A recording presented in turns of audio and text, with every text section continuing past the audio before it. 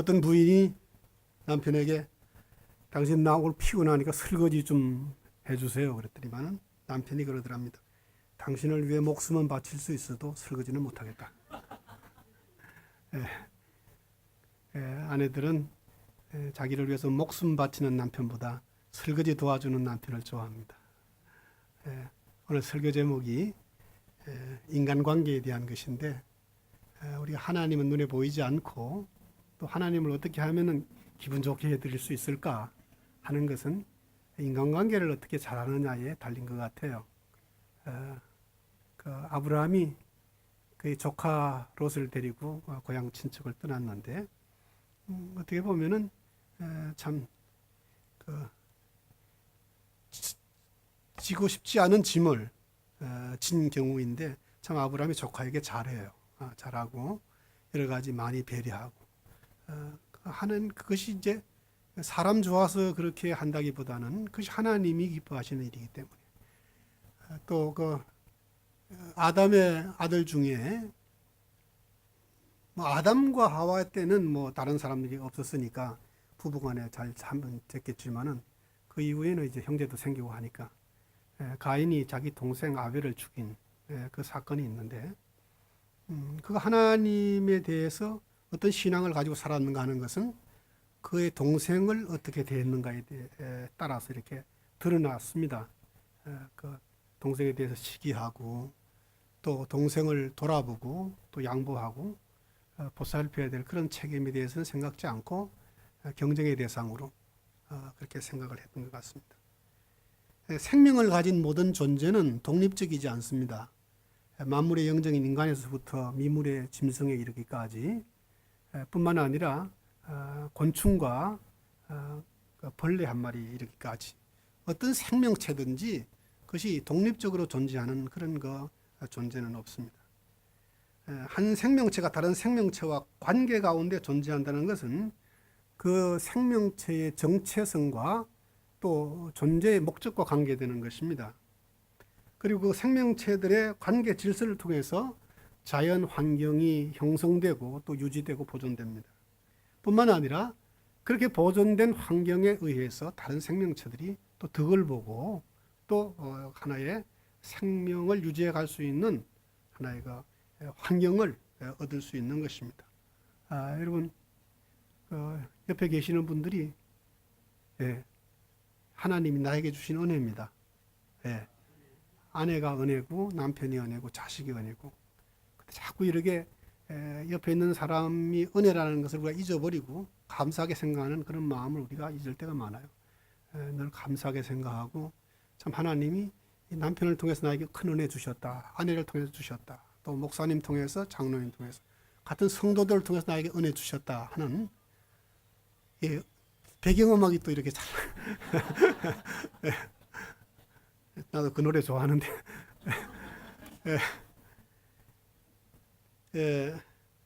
아프리카에서 이런 일이 있었답니다. 갑자기 어느 동네에 말라리아가 아주 기승을 부렸대요. 그래서 왜 갑자기 이렇게 말라리아 기승을 부리는가? 그래서 그 의사들이 가가지고 역학조사를 했답니다. 하니까 이 하마를 너무 사냥을 많이 해서 그렇다는 결론이 나왔어요. 근데 말라리아가 많이 유행하는 거하고 하마하고 무슨 관련이 있는가를 추적해 보니까 이 강에 모기들이 알을 낳는데 고인 물에 모기가 알을 낳잖아요.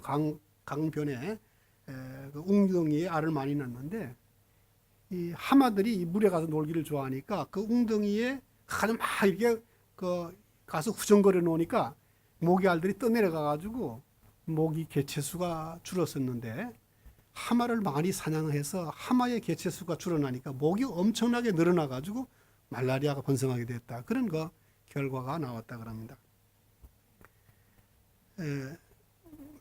산불이 나면 산 아래에 냇가에 물고기가 살지 못한다 그럽니다. 왜냐하면 이 먹이 사슬이 끊긴다는 거죠.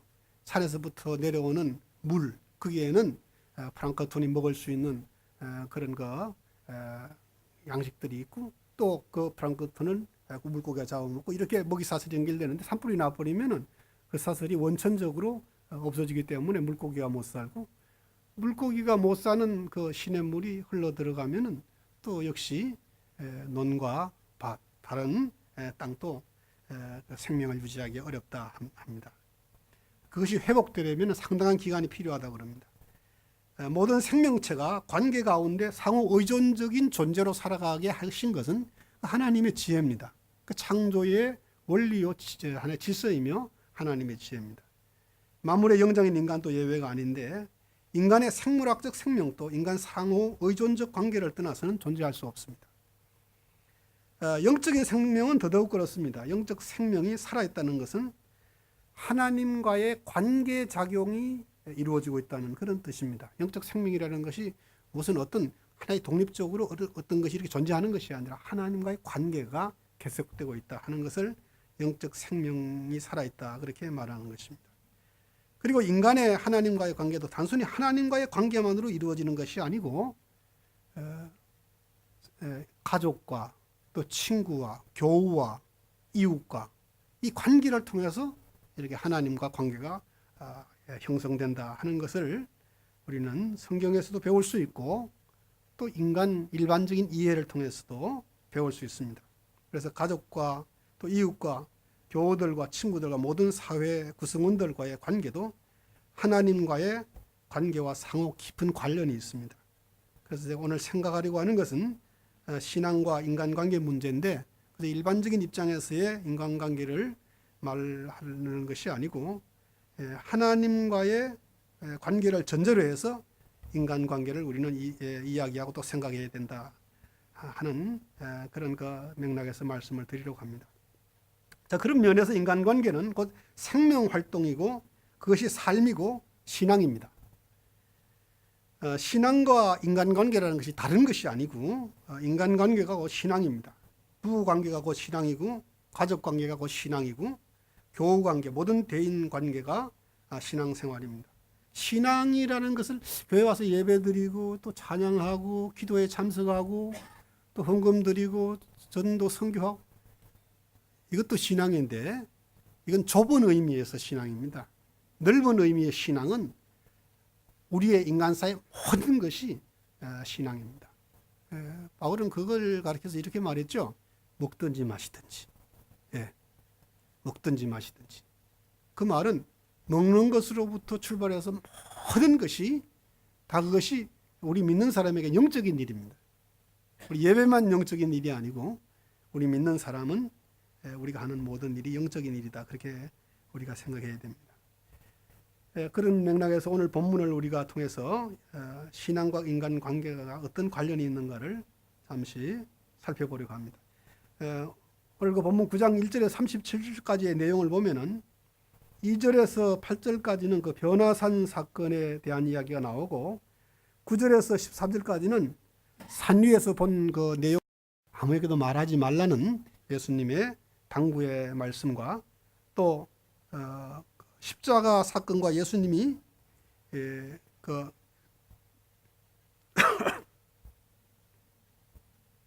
십자가 사건과 예수님이 누구신가에 대한 그 사람들의 의문과 또 사람들이 그에 대한 오해에 대해서 예수님이 말씀하시는 내용이 13절까지 나옵니다. 그리고 14절에서 29절까지는 한 그 아이가 말 못하고 못 듣는 귀신이 들렸는데 그것을 쫓아내주는 그 내용이 나와 있고, 30절에서 32절까지는 제자들이 십자가 사건을 깨닫지 못하고 입에 담기조차 두려워하는 상황. 아무도 그냥 그 얘기를 듣고서는 그냥 그 두려워가지고 말 못하는 그런 상황에 대한 기록이 있고, 33절에서 38절까지는 그런 상황 가운데서도 길을 가면서 누가 주도권을 잡을 것이냐, 누가 더 크냐 하는 논쟁을 했다는 이야기와 함께, 그런 그 논쟁 중에 있는 아이들, 제자들에게 예수님께서 한 아이를 불러다가 세워가지고 교훈하시면서 이 아이 하나를 영접하는 것이 곧 나를 영접하는 것이다. 그렇게 가르치는 교훈의 말씀이 기록되어 있습니다. 오늘 본문을 이해하기 위해서 앞에 있었던 일들을 간략하게 말씀드렸습니다. 자, 제자들은 예수님과 십자가를 잘 이해하지 못하고 있었음을 알 수 있는데, 그건 그 와중에도 누구가 더 크냐, 누가 예수님 다음에 자리를 차지할 것이냐 하는 데 대해서 관심을 가지고 있었습니다.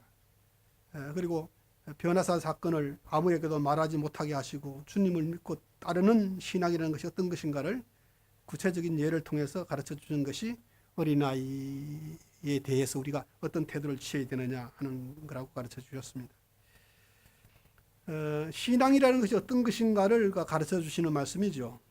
자, 이런 배경을 염두에 두시고 본문은 세 가지 내용으로 이렇게 구성되어 있는 걸 보겠는데, 첫째는 38절에서 40절에 제자 요한이 예수님을 따르지 않으면서 예수님의 이름으로 축귀 행위를, 귀신을 쫓아내는 행위를 하는 자들을 그렇게 못하도록 막았다.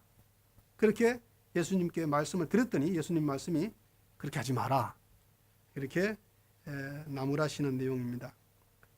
당시에는 예수님이나 그의 제자들 외에도 하나님 나라의 일을 하는 이들이 많았습니다. 예수님의 하시는 일에 동의하고 협조하고 따르면서 하는 사람도 있었고, 예수님을 따르지 않으면서 하는 사람도 있었고, 심지어는 예수님을 반대하면서도 하나님 나라 일을 하는 사람들이 있었습니다. 두 번째는 41절에서 48절의 내용인데, 작은 자를 실족하게 하는 죄가 얼마나 무서운가에 대한 교훈입니다. 작은 자를 실족하게 하는 자는 차라리 연자 맷돌을 목에 메고 바다에 빠지는 것이 낫다. 누구의 목인가 하면은 작은 자를 실족하게 하는 그 사람, 자기입니다.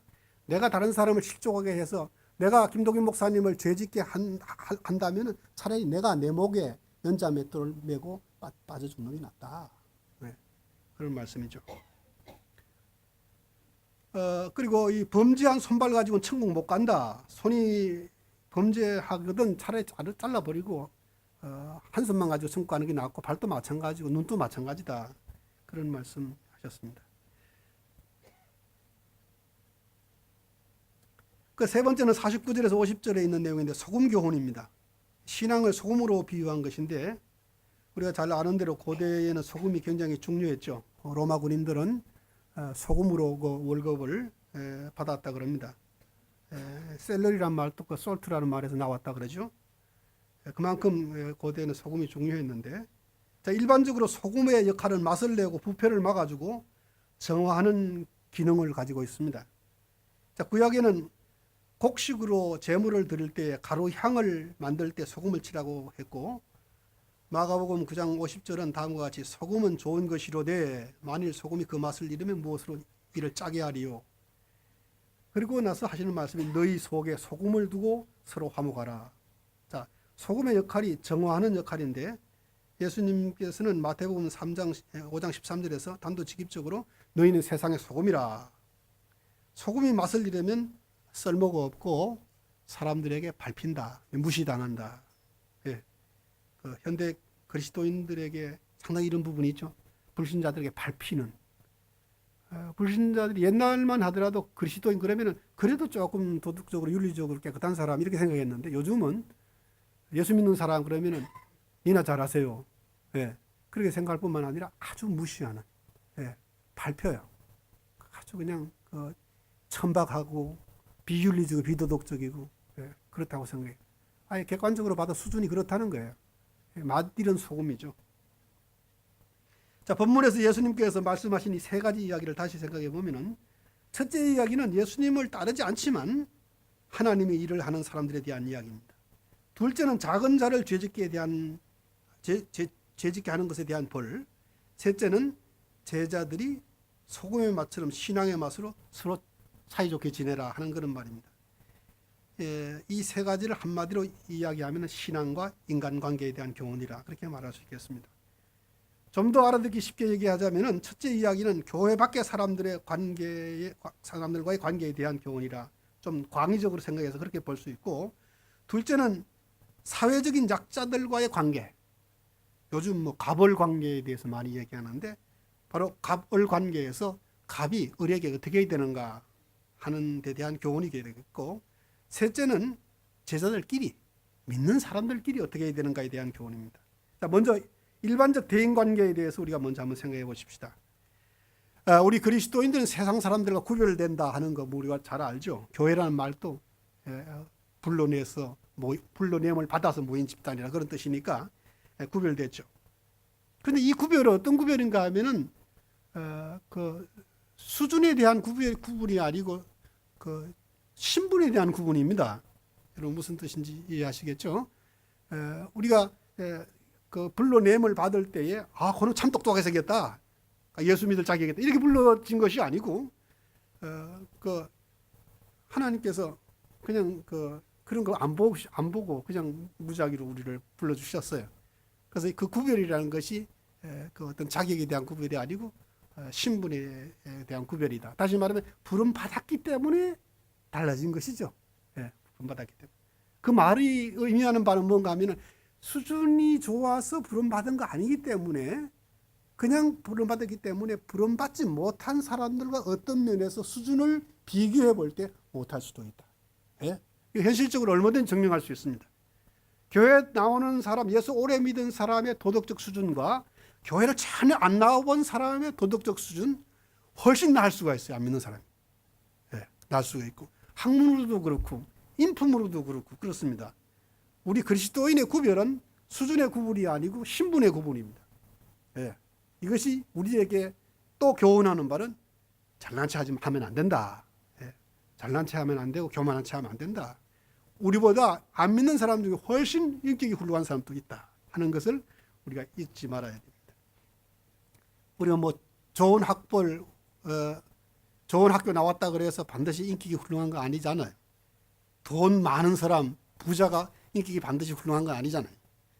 거꾸로 뒤집어서 가난한 사람이 반드시 착한 사람 아니잖아요. 그리스도인은 자신이 경우에 따라서는 세상 사람들보다 인간됨의 수준에서 못하다는 사실을 우리는 구체적 그들과의 인간관계 가운데서 인정해야 됩니다. 인정해야 돼요. 교회 안 다니고 믿음이 없어도 훨씬 나보다 훌륭하면은 그 앞에 우리 머리 숙여야 됩니다. 인정해야죠. 자, 그런데 문제는 그리스도인들이 기독교인의 고유한 신앙을 유지하면서도 세상 사람들과 관계를 좋게 할 수 있는 길을 꾸준히 모색해야 됩니다. 우리는 자칫 우리의 신앙을 고집하다가 사람들에게 그것 때문에 비난받게 되는 경우가 있습니다. 그것이 우리가 절대 양보할 수 없는 진리에 관한 일이라면은 우리 그런 위험은 감수하고 그런 비난점은 감수해야 됩니다. 그러나 그것이 진리의 문제가 아닌 그냥 덕의 문제라든가 우리가 어떤 상식선의 문제라면은 우리 양보해야 됩니다. 진리를 위해서는 목에 칼이 들어와도 우리가 물러설 수 없지만은 다른 것을 위해서는 오른뺨을 때리면 왼뺨을 돌려대고 얼굴에 침을 뱉으면 돌아서서 닦을 수 있는 그런 자세를 보이라는 것이 산상보훈의 교훈입니다. 자, 그리스도인이 실수하는 두 가지 측면이 있는데, 그리스도인의 고유한 신앙을 양보하면서까지 대인관계를 좋게 하려고 하는 사람들, 되게 자유주의자들 중에 그런 사람들이 많아요. 그래서 우리의 고유한 신앙의 내용을 양보하면서까지 잘 지내보자. 진보적인 사람들 가운데는 정말 아주 중요한 절대적 가치를 양보하고 상대적인 것을 더 중요하게 생각하는 그런 경우가 있습니다. 통일이 굉장히 중요하고 평화가 굉장히 중요하고 전쟁이 일어나지 않는 것이 중요하지만은 그보다 더 중요한 것은 우리 자신의 대한민국이라는 대한민국 정부의 나라의 아이덴티티입니다. 그것을 부인해 가면서까지 화해와 일치를 도모하는 것은 참 넌센스입니다. 내 것이 없고 내가 없는데 다른 어떤 좋은 것을 찾는다는 것은 그 참 허망된 것입니다. 이것은 우리가 끝까지 주님 오시는 날까지 노력하고 추구해야 되면 내 것을 손상시키지 않고 진리를 양보하지 않으면서 다른 사람에게 참 좋은 사람으로 나타날 수 있는 이와 같은 노력은 평생을 다해도 메스트할 수 없는 그런 수준의 것입니다. 그리고 두 번째 우리가 실수하는 것 중에는 뭐가 있는가 하면 기독교의 고유한 신앙만을 강조하다가 세상 사람들을 적대시하는 이것은 믿음에 관한 문제다. 잔소리하지 마라.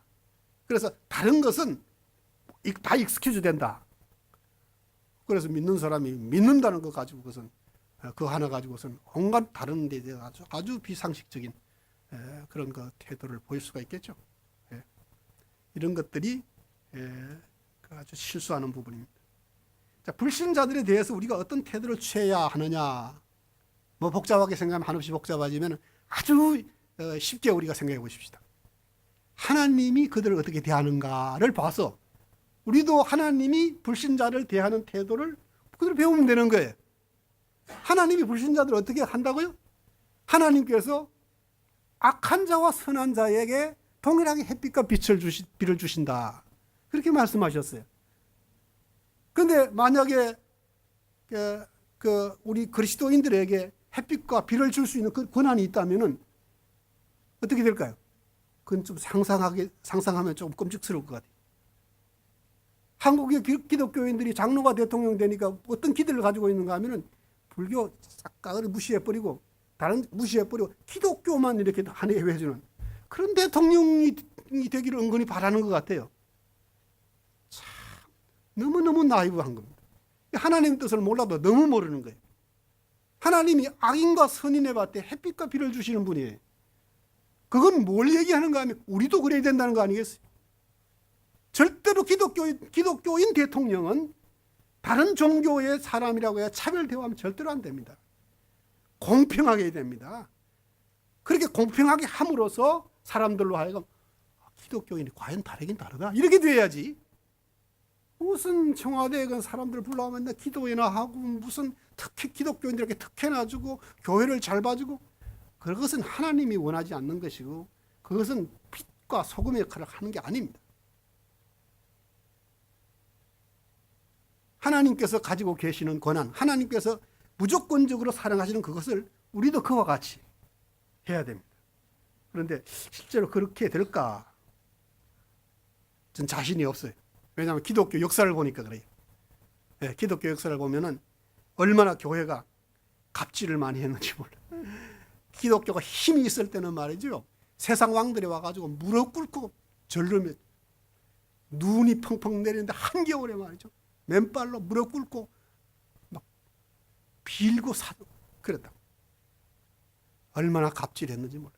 기독교가 힘을 갖게 될 때 그때가 바로 타락하는 것입니다. 여러분 청교도가 얼마나 갑질했는지 알아요? 뉴잉글랜드 지역에서 세례 안 받은 사람에게는 투표권을 안 줬어요. 그 하나님 원하시는 걸까요? 그렇게 하면 안 되죠. 그건 교회가 행사할 권한이 아닙니다. 세례 안 받았다고 투표권, 옛날에 CCC 제가 대학생 시절에 갔는데 김중호 목사님 그냥 그렇게 외치라 그러더라고요. 예수 믿지 않는 사람들의 혼인길이 막히게 하자. 그때 나도 그렇게 외쳤죠. 그러면 좋을까요? 예수 안 믿는 사람 혼인길이 막히고 예수 안 믿는 사람 비즈니스 못하게 되면 그거 좋을까요? 하나님 그거 원하실까요? 하나님이 우리에게 특별 의뢰를 주셨지만 일반 은총은 모든 사람에게 주셨어요. 하나님은 모든 사람에게 주신 그 일반 은총을 절대로 범하지 못하게 하셨어요. 여러분 구약에서 보면 이스라엘이 출애굽해가지고 가나안 땅에 들어가는 노중에 암몬과 모압 족속의 땅을 지나갈 때에 내가 너에게 당부하지만은 절대로 그들을 바다하지 마라.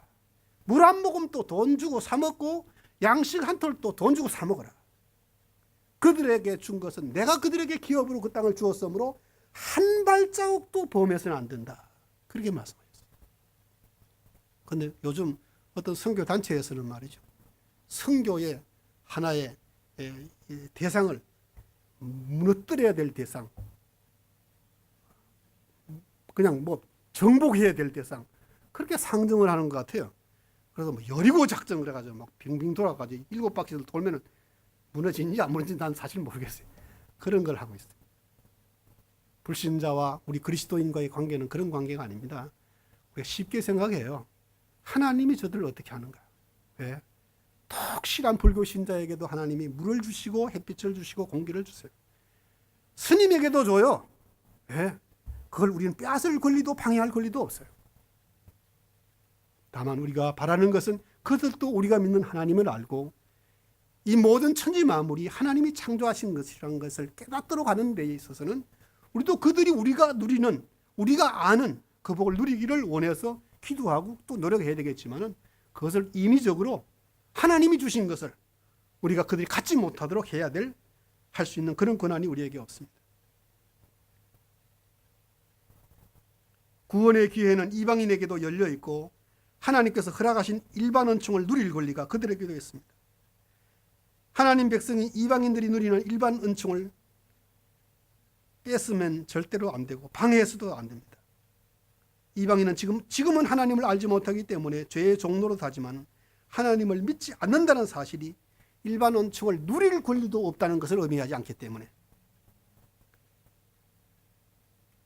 이방인이 일반 은총을 누리는 자유와 권리를 아무도 제한하거나 빼앗을 수 없고 심지어는 정부가 그것을 제한한다고 할지라도 우리는 투표권을 행사해서 국민의 권한으로 그걸 막아줘야 됩니다. 이스라엘이 출애굽하여 광야를 거쳐 가나안 땅에 들어가기 전 요단강 동편에서 에스의 후손인 롯의 후손 모압과 암몬 땅을 통과할 때 주셨던 교훈을 그러면 그냥 구약에 있었던 이야기라고 그렇게 생각하면 안 됩니다. 구약의 하나님이 분명 신약의 하나님입니다. 하나님은 당신의 그 선택한 백성들에게만 기업을 주시는 것이 아닙니다. 여러분 아브라함에게도 기업을 주셨고 롯에게도 주셨고 이삭에게 주셨을 뿐만 아니라 이스마엘에게도 주셨고 야곱에게 주셨을 뿐만 아니라 에스에게도 주셨습니다. 물론 기업의 내용은 조금 다릅니다만은 하나님께서는 누구에게든지 주셨어요. 하나님을 믿지 않는 사람이라고 해서 그에게 하나님의 형상이 다 없어진 건 아닙니다. 하나님께서 이방인에게 주신 복과 기업을 한 발자국도 조금이라도 범하는 것은 하나님의 뜻이 아니라는 것을 이미 구약 성경에서 이렇게 밝히셨습니다. 일반 은총의 모든 것이 하나님의 백성과 이방인 모두에게 주어진 것이므로 예배나 기도나 전도나 선교나 그 어떤 선한 일이라도 이방인의 기업을 범하는 것이 되지 않도록 각별히 조심해야 됩니다. 이것이 우리가 이 세상에서 다른 사람들에게 그 사람들 예의가 있다. 예의 있다. 그 예의가 뭔가 하면 하나님이 주신 질서요. 하나님이 허락하신 것을 우리가 방해하지 않는 그와 같은 영적인 올바른 태도입니다. 하나님을 믿는 사람들은 이 점을 사려 깊게 고려해서 일반 은총을 받은 자는 일반 은총의 질서를 소홀히 해도 된다는 그런 식의 삶의 태도가 되지 않도록 말이나 또 사회 질서를 지키는 면에서나 또 예의나 염치와 정치 문화 일반에서 조심하여 어떤 형태로든지 이방인의 기업을 범하지 않도록 해야 할 것입니다. 하나님 나라의 능력은 이방인의 기업을 무시하고 범하는 용감성으로서가 아니라 그들을 존중하는 태도와 함께 증명되어야 됩니다. 이것이 진정 빛의 역할을 감당하는 것이 하나님 나라의 능력입니다. 두 번째는 가벌관계에 대한 교훈입니다. 자, 본문에서 의뢰에 해당하는 사람은 작은 자들입니다. 예수님은 작은 자를 죄짓게 하는 잘못에서 지적하셨는데 지적하고 난 다음에 이어서 어떤 말씀하셨는가 하면 손이나 발이나 눈이 범죄케 하거든 제거해라. 아주 끔찍한 얘기죠. 왜 그렇게까지 말씀하셨는가 하면은 그 작은 자를 범죄케 하는 것이 얼마나 나쁜가를 강조하시는 것입니다. 왜 그럴까요? 그 을이 바로 주님이기 때문에 그렇습니다. 내가 말을 좀 마구 해도 괜찮은 사람, 내가 조금 무시해도 괜찮은 사람, 그 사람이 을이고 그 사람이 을이라는 말은 그 사람이 주님이란 말입니다. 그래서 내가 그에게 어떻게 대했는가를 주님께서 마지막 날에 카운트하시겠다는 거예요. 다 카운트해 놨다가 내가 목마를 때 먹을 것을 주지 않고 내가 물 마시려고 그랬는데 네가 물을 그냥 구정물을 만들어버려 그랬지 않았느냐. 내가 작은 자에게 했던 것을 주님이 그날에 다 카운트하시겠다고 하셨어요. 여러분이 갑이라면 을을 어떻게 대하느냐에 따라서 신앙의 진위가 갈립니다. 아내를 사랑하는 것, 주님 사랑하는 것. 나보다 약한 자를 사랑하는 것, 주님 사랑하는 것. 내가 마음대로 할 수 있고 나에게 휘둘리는 어떤 사람이 있다면 그 사람에 대해서 내가 하는 태도가 바로 주님에 대한 태도입니다. 물론 어려운 면도 있죠. 우리가 제가 이렇게 강조하니까 그렇지 또 어려운 면이 있어요. 어떤 아주 그냥 이를테면은 노숙자가 이 교회에 와가지고 성실 교회에 와가지고 내가 집이 없는데 여기 좀 거처로 좀 사용합시다. 여러분 어떻게 하겠어요? 아주 곤란해서 한 번 정도는 모르겠지만은 그 한 번 허락했다 여기 그냥 죽치고 그냥 눌러 앉으면 어떡하겠어요? 그러면 깨끗이 씻지도 않은 사람, 제가 한국에서 목회할 때 아주 난처한 경우를 당했어요. 그날 마침 수요일 오후였는데 음식을 얻어먹으러 왔어요. 그래서 음식을 주고 방으로 들어오자거든요. 안 들어온대요. 밖에 먹겠다고요. 하도 그래서 바로 제 교회 옆에 제 집이 있었는데 그러면 교회 가서 먹으라고 그러고 교회 가가지고 예배당 가서 음식을 줬는데 혼났어요. 얼마나 안 씻었는지. 그 예배당 안에 냄새가 말이죠. 코를 댈 수 없을 정도 냄새. 지독한 냄새. 그래서 자기가 그거 알았어요. 아니까 아마 방에 들어오라 그러니까 안 들어왔던 것 같아요. 그런 사람도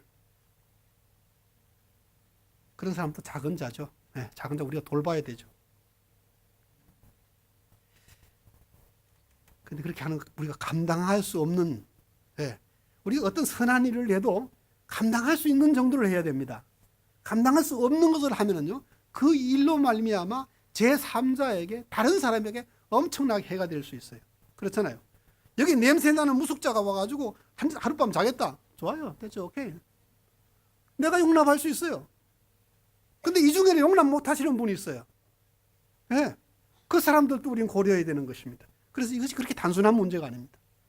선한 일, 남을 돕는 일, 나는 할 수 있어요. 아내가 안 되면 그것도 고려해 봐야 됩니다. 네. 그 약한 사람을 도와주는 것이 중요한 만큼 그것을 용납하지 못하는 내 곁에 다른 사람도 중요합니다. 그래서 우리의 선한 행위도 그것이 억지가 되면 안 되고 다른 사람들에게 바드가 되지 않도록 해야 됩니다. 이건 너무 델리게이트 해가지고 어느 선까지가 가능하지 않냐를 우리가 정할 수 없습니다. 그래서 그때 여러분이 성령께서 감당할 수 있는 능력을 주시면 감당하면 되는 것입니다. 근데 그것이 많은 사람들을 불편하게 하고 어렵게 한다면 그것은 좀 생각해 봐야 돼요. 주님이라면 어떻게 하셨을까? 우리 그렇게 생각해야 되겠죠. 셋째는 소금 관계입니다. 믿는 사람끼리 관계입니다. 믿는 사람끼리 살아야 됩니다. 믿는 사람끼리 또 너무 잘하면 그것도 문제예요. 한국에서 종종 볼 수 있었던 일인데 지하철을 타면은 빈자리 찾느라고 쫓아가가지고 권사님 여기 빈자리 있어요. 사람들이 그 자리 기다리다 계속 서서 한참 기다렸다 하면 우리도 권사님 아이고 주야 앉아가지고 또 기도.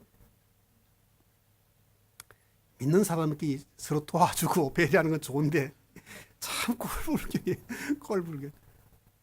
그 안 믿는 사람이 뭐라고 하겠어요 그러면. 네.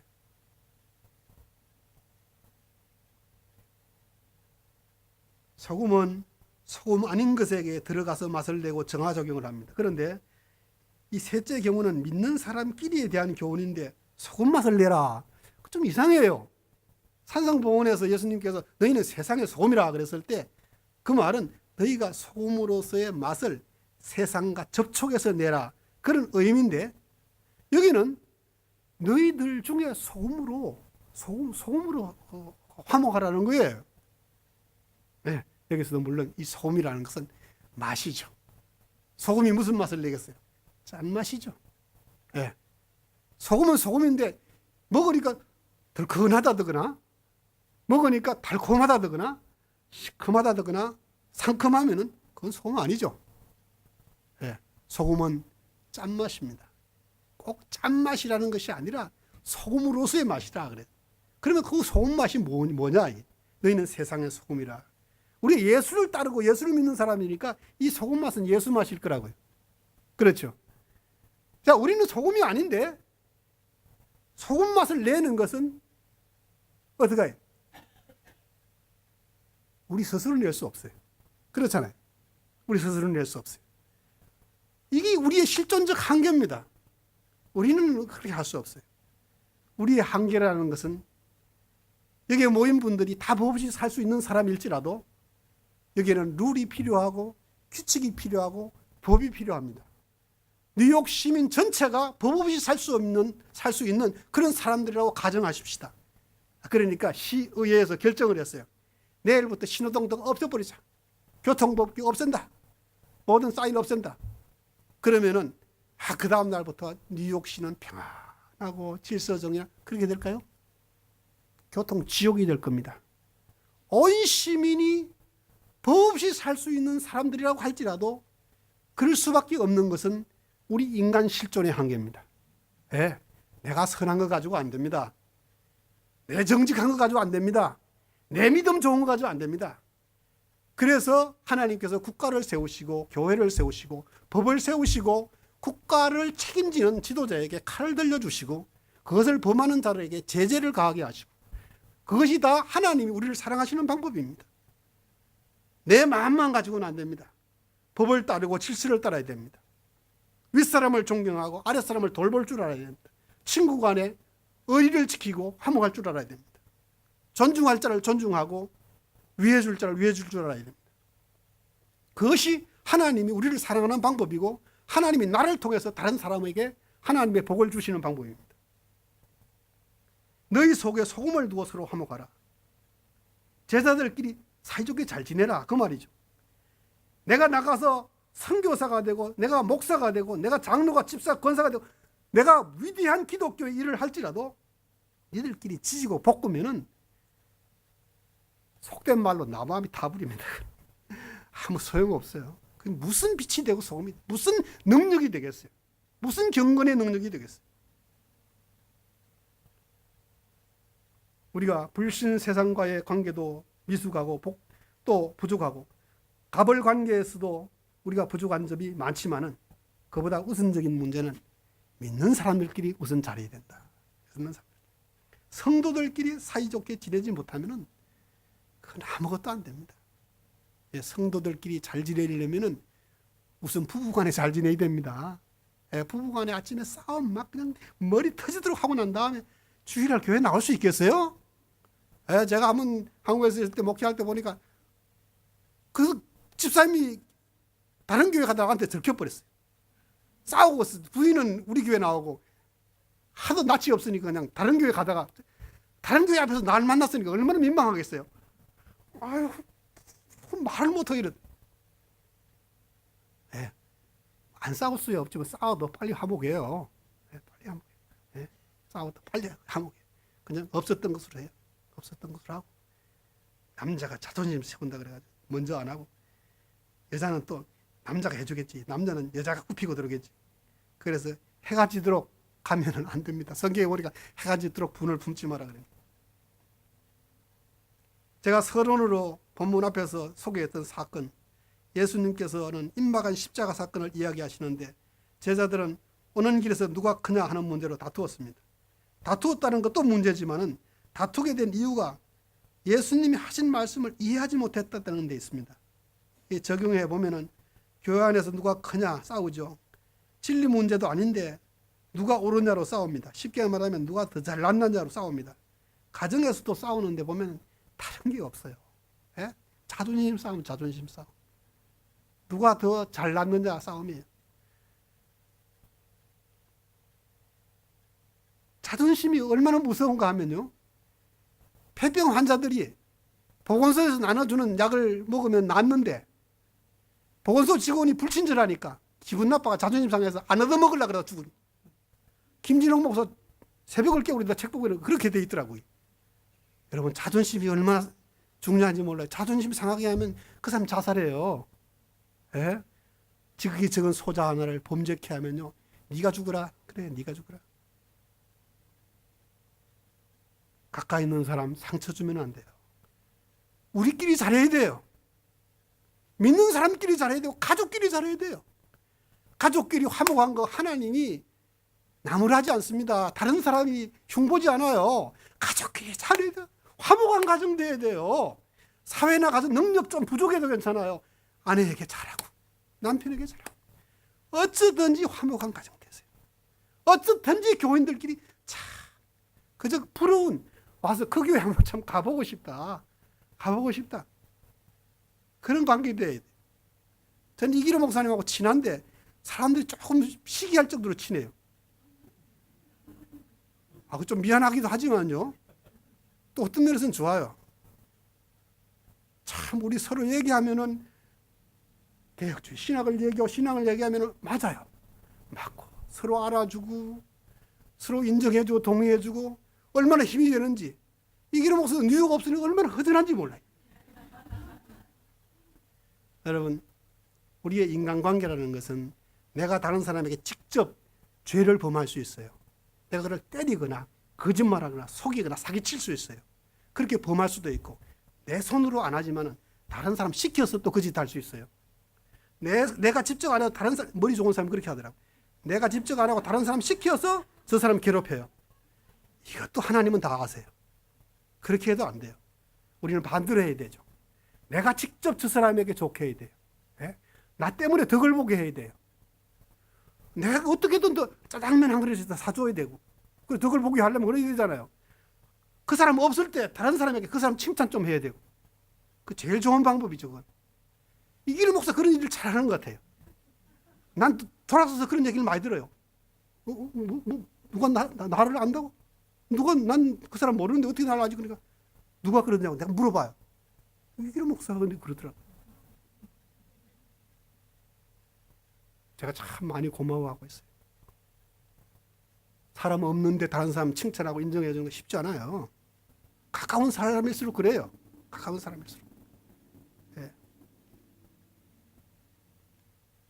남편이 자기 친가족들에게 자기 아내에 대해서 이렇게 인정해 주고 하는 거 조금 팔푼이 짓이지만은 그거 할 줄 알아야 돼요. 할 줄 알아야 돼요. 네. 이 사람 참 좋은 점 많습니다. 사람 다 부족한 점 많죠. 좋은 점 많습니다. 네. 긍정적인 부분을 극대화해야 돼요. 네. 어떤 유명한 사진작가가 말이죠.